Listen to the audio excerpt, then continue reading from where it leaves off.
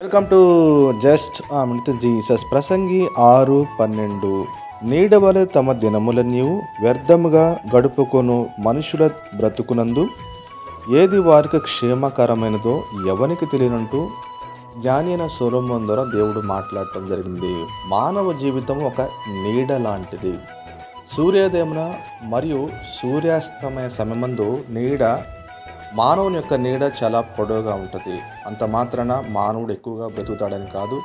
మిట్ట మధ్యాహ్నం పాదముల కింద నీడ ఉంటుంది, అలాగని తక్కువని కాదు. అంటే మానవుని యొక్క నీడ స్థిరమైనది కాదు.